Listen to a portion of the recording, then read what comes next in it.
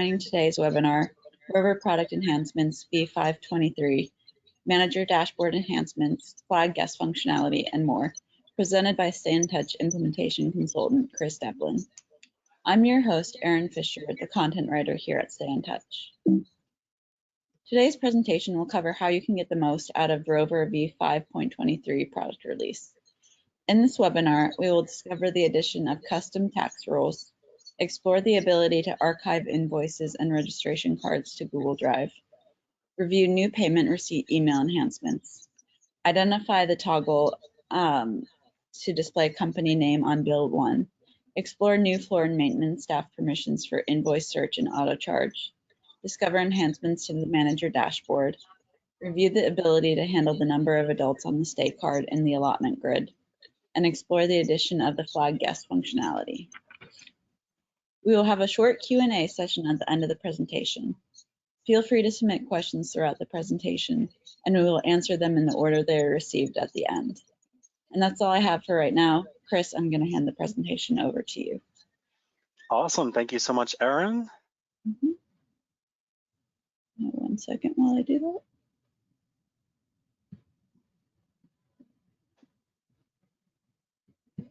Okay. There we go. Show my screen. Perfect. Thanks so much. So we're going to start by talking about our new custom tax rules that were rolled out in this most recent release. So we have 3 custom tax rules that were rolled out. There's the tax date range, a tax length of stay, and the tax by room type. And we're going to go through them one by one, just so we're fully familiar with how each of them work. And I'm going to talk about how we get them set up. And we have some examples also on how they function, so we can really understand the full complexity of them and how they can make our businesses more successful. So moving through, firstly, how do we set this up? We set this up under Settings, Financials, Financial Settings, and we have this Tax Rules toggle. I'll actually show you how to do that in my training hotel. Once we have it active, there's 3 of them, as I mentioned. The first one is a tax date range. So what does that mean? So for countries or jurisdictions in which the government or locality changes the taxes regularly, and that's pretty much most of them, hotels in these jurisdictions need to be able to automate the tax changes in the system instead of manually completing these changes. So please note, tax date range is specific to the reservation stay dates, not the reservation creation date. So it does impact the date of the reservation stay, not the dates that you're creating the reservation on. That's very important for the tax date range. We also have the tax length of stay. So we implemented tax length of stay rule for countries in which guests staying at a hotel longer than, say, 28 days as an example, will be subject to a lower or a different tax than the standard tax. So we can fluctuate our tax based on the length of stay. And last but by no means least, we have tax by room type. So we've implemented tax by room type rule mainly for resort hotels, but also for hotels in certain cities, for example, where they have the right to charge a different tax for different room types. So let's take a look at this in our system. I have my training hotel open here. And the first thing, as I mentioned, is how we actually activate this. So we're going under Settings and Financials. We'll give this just a second to load up. So under Financial Settings, Tax Rules, this is the toggle that activates this functionality as a whole. Now, once we have it activated, I've actually gone ahead and created a kind of dummy transaction code for us here so we can see it getting started up. My fake tax transaction code. This is a blank transaction code with a 5% tax. And you'll see here at the bottom, we have this configure new tax rule amounts. And this is what appears once we activate that toggle. And we have 3 options. So we put in our percentage. In this case, it's a percentage because it's a percentage that we have here as opposed to a dollar amount. And we would add a new tax rule, either a date range rule, a length of stay rule, or a room type rule, depending upon what we want to invoke for this particular tax. So I have 3 that I've created so we can actually play around with these and see how they look in the real world in my training hotel. The first one we're going to look at is my state sales tax, for which I've done a date range. So in my state sales tax, if we scroll down, we'll see we're actually changing it from the base 8% to a new amount of 10%, effective from the 1st of January 2021. So as of the 1st of January 2021, this is increasing from 8% to 10%, and we'll see how that looks in the system in just a few moments. I've also made a change to my city tax. And for this, we're doing a length of stay tax. And I've indicated here from a length of stay of 28 days and above, we're not charging 1.5%. It's actually 0%. So anyone staying for 28 days or more, we're not going to be charging them any city tax at all in this particular case. And then lastly, under occupancy tax, which I have as 7102, here we have a base amount of $2 for our regular rooms, and I've gone ahead and selected 5 room types here. I've gone ahead and selected my suites, actually terrace suite, family suite, 2-bedroom suite, and I've put that in at a $4 amount. So for my suites, I'm charging $4. For my regular rooms, I'm charging $2. So let's actually look at this in action. So navigating to my dashboard, and the first one we'll look at is our date range rule. So again, that date range rule came into effect on the 1st of January 2021. So I'm going to go ahead, and I'm a bit in the past here. My training hotel is a little bit in the past. So we're going to navigate to December 2020. Let's take the 29th of December and let's put in 10 nights. Now to make it a little bit easier, I've gone ahead and made 3 rates, each of which has a charge code associated with it, which only has that one tax, just to make it a bit cleaner and easier for us to see on the webinar. So the first one we'll do is our tax date range. And if I go into my single room type here, you'll see that we have a $199 rate throughout, but if I look at my taxes, it does change. As of Friday, the 1st of January, 2021, you can see it has increased as intended on that particular date from $15.92 to $19.90. So that's doing exactly what we want, which is great news. Let's now take a look at our length of stay rule. So if I go back to new reservation, and let's go ahead and put in 27 nights. And we'll take a look at our tax length of stay. If I choose a single room again, now our rates are fluctuating here and our taxes are fluctuating along with them, but we do have taxes showing for each night of the stay here because it is 27 nights.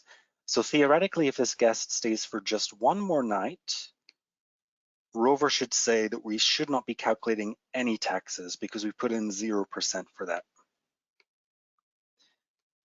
And if all goes to plan, there we have it, $0. So any guest who's staying for 28 days or more will not be charged any taxes based on that rule that we invoked, and that's working perfectly. And then the last one was our occupancy tax. So for that, we can actually look at our tax by room type. And again, we had a different occupancy tax for our suite room types versus our standard room types. So for a single room, we're showing our $2 occupancy taxes. But if I go ahead and look at my suite room type, here we see our $4. So everything is working exactly as it should. Now there are some considerations I just want to point out here. So I have another slide to show. You cannot configure overlapping date range rules, which does make sense. You can't have 2 different tax values for the same date if you're using a date range rule. One tax charge code cannot have both a percentage and a dollar or euro or whichever it may be value. That also makes sense, right? So if you need to have different percentages and dollar values, it would have to be 2 separate taxes. For length of stay tax rules where a guest extends beyond the threshold, previously posted taxes will need to be manually adjusted. And all that that's saying is, if you have a guest who's staying, in this case, for 20 nights, and let's say they extend to stay for 28 nights, those taxes that posted for those first 20 nights would need to be manually adjusted off. The system will not automatically do that for you. That would need to be a manual adjustment if that is indeed what you should be doing in your jurisdiction. With the room type tax calculation, when upgrading or downgrading rooms, the system will automatically recalculate taxes based on the room type tax rule in place moving forward, but previously posted taxes may need to be addressed manually based on the situation. So that's just something to consider. And also just to note, in upcoming releases, we will be adding more tax rules. Currently, if multiple rules are applied to one tax, such as doing a length of stay and a date range, Rover will default to the base tax calculation. So it's not capable of handling multiple tax rules on one tax currently. It will default to the base tax calculation at the moment, such as something to bear in mind. But again, we are coming up with more rules in the near future. Just want to point that out there for the moment. So that's our new tax rules as they stand at the moment. The next thing we're going to be talking about is our archive of invoices and registration cards to Google Drive. So this is for invoices and registration cards. They can now be archived to Google Drive under Settings, Hotel Staff, and Archival Transfer. This applies to the standard registration card and the Austrian registration cards, with the Arabic registration cards being covered in a future release. And again, the Google Drive, just to mention once more, is owned and managed by the property yourself. So if that is something that you're interested in doing, that is something that you would be managing as a property yourself. Next topic we're going to be covering is the payment receipt email enhancement. So let's take a look at that in our training hotel here. To activate the payment receipt, you'll find this under your hotel stationery, which you can find under Hotel and Staff and Stationery, and Payment Receipt. Now I've already activated mine here by just toggling this toggle to green, and I've put in a payment receipt email subject as well as an email body. Now the payment receipt itself will be attached to this email as a PDF. So I've done a payment transaction on a particular reservation, which I'm going to go ahead and bring up now for us to see. I posted $50 in cash onto this particular reservation.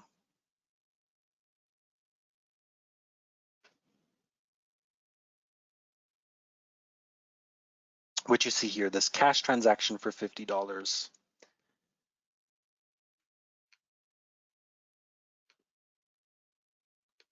And once I posted that transaction, I received an email with this payment receipt attached to it. So you can see the cash amount here, $50 addressed to myself, and that happened automatically.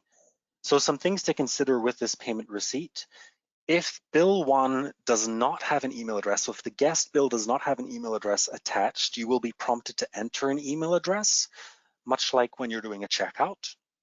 However, if there is an email address on file, it will happen automatically and you can proceed to the next step.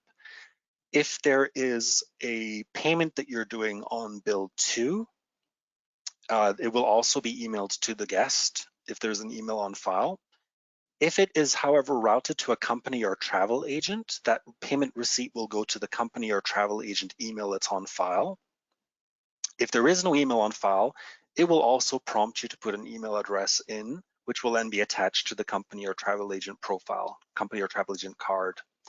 If you don't have an email to put in there, you can skip that portion, however, and then no email will be sent. We've also added, the next step, we've also added a new toggle to display company name on bill 1. So we can stay within this particular invoice just to see this, within this particular bill. So when you have a company attached to a stay card, you will see this option where it says generate invoice for guest or company on bill 1. So only if there's a company attached. It will default to guest.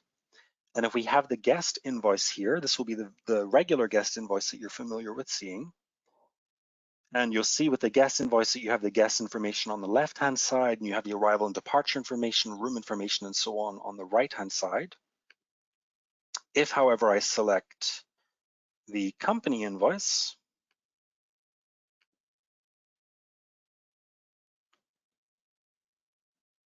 this will present us with the company address information on the left-hand side and the guest details on the right-hand side.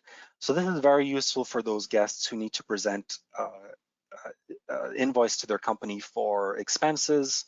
There's certain jurisdictions where this is actually a requirement for expenses. Countries like Germany require this quite often, for example. So this is a great feature enhancement that will help them very much so. If you do have lock bill functionality enabled for your property, it will stay on or will reprint based on the selection that you've made when you generate that invoice. So if you have it selected to be company, it will reprint as company. If you have it selected as guest, it will reprint as guest, just something to bear in mind. Next thing to talk about is our invoice search and auto charge now being permission driven. So under our financials menu, the invoice search and auto charge options previously were accessible to everyone. We've now made these permissions driven. So to access these permissions, we just simply need to navigate to Settings, Hotel and Staff, and Permissions. And you'll find these new permissions under Access the Invoice Search functionality and Access the Auto Charge functionality. And you can now determine who should have these permissions, which roles should have these permissions and which roles should not. We have gone ahead and removed these permissions by default from the floor and maintenance staff role across the board. For the rest of the properties, however, you can go in and decide which users, or which roles I should say, can have these permissions property by property. So these have just recently been added. Next thing for us to talk about are some enhancements that we've made to our manager dashboards, our analytics dashboards actually. So let me just go ahead and log in here very quickly. I have two environments that I want to show these in. And the first thing is going to be our new PACE analytics dashboard and our Zoom capability. So we covered the new dashboards in the last webinar. And the PACE dashboard, we've introduced this Zoom capability. So we've enhanced the PACE graph with the Zoom capability to make it easier to view larger data sets. So what we can do is we can basically zoom in by dragging and dropping these bars here to narrow in the data set onto a particular date range. So you can see I can drag and drop from the left, I can pull in from the right-hand side, and we're just narrowing in the date range. As you can see in this top area here, the months are narrowing in, and as we narrow in even further in this year here, we're getting into the particular months and then the particular days. We can even drill down, if we go far enough, onto a particular date. And when we get to a particular date, we can drill down into the hours of the day. So you can get very granular with this data, which is super nice. In addition to that, if I navigate over here,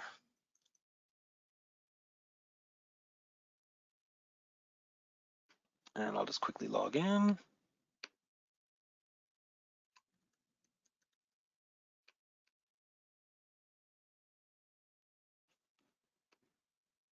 Our distribution dashboard, we've made some enhancements here. And let's take a look at our distribution dashboard, and let's take a look at, for example, our ADR, and let's have that aggregated by our room type. So this we already had released, but what we've done in this release is we've made it viewable by grid. So now you can see things like your ADR viewable by grid, not just by chart, but also by grid. So it's nice to have that laid out almost in an Excel type of format, so you can get some great data, perhaps more easily visible depending on what kind of visual person you are. If you prefer it by graph or prefer it by grid, you now have the capability of flipping between the two. We've also added the ability to handle adults on the stay card in the allotment grid. I'm going to flip back to my PowerPoint just to cover this. So when changing the number of adults on an allotment reservation stay card, the allotment grid will now be updated and move one blocked and one picked up room from the previous occupancy, in this case single, to the new occupancy double in the example that we have here.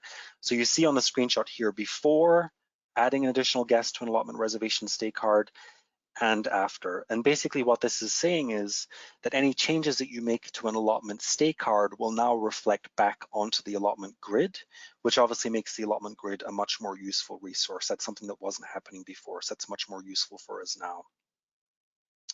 And then the last thing we want to discuss today is our flagged guests feature. Now this is something that people have been asking for quite some time, so we're very happy to talk about this release. And I do have an example here. I'm going to bring up the reservation. I've gone ahead and flagged myself. I thought that might be the most appropriate thing to do. So if I go into Christopher Devlin here,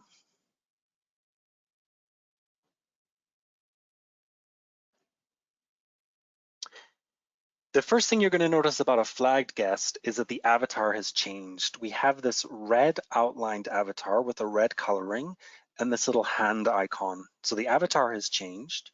Within the guest card itself, we have this flag guest toggle, which when we've toggled it on, you see you can enter a reason in here in free-form text. In the activity log, it will record when this was toggled on and the reason that was entered and when it was toggled off. If I toggle it off, it will get rid of the reason and I can enter a new reason again in future. Super useful. You can obviously search and see guests that are flagged. In addition to this, when making a reservation, if I go ahead now and try and make a reservation for myself,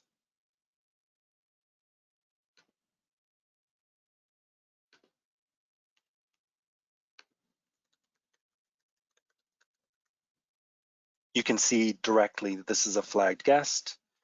If I go ahead and click in, first thing I'm probably going to want to do is click down here and determine why this is a flagged guest before proceeding with making the reservation. So that's our flag guest feature, something that people have been asking for some time, so we're very happy to have that released in 5.23. So those are all the things that we wanted to discuss in this particular release. And with that, I'm going to go ahead and hand it back over to Erin so we can open it up for questions. All right, thank you, Chris, for that insightful presentation. So I would now like to turn over the floor to questions. Remember, you can submit questions through the question box in the middle of the control panel. So the first question is, if payment receipts are activated, will it automatically email a payment receipt every time? It will if there is an email on file. If there's not an email on file, it's going to prompt you to put an email in, much like it would do with a checkout. But yes, to answer your question, it will do it automatically if there is an email on file. That's correct, yeah. Great, thank you. And then the second one is, can you have a charge code that has multiple taxes attached to it, each of which has a different tax rule? Yes, you absolutely can. You could have, for example, you could have a room charge that has various taxes associated with it, all of which have different tax rules. You could have an occupancy tax with different room tax rules. You could have a city tax with a length of stay tax rule, all associated with a room charge code. So that's absolutely doable, absolutely. Great. And there are no more questions right now. I'll give everyone a couple seconds to enter those last questions. All right. Since there are no more questions, I'd like to take to the floor to offer some final thoughts. So let me switch it back to myself.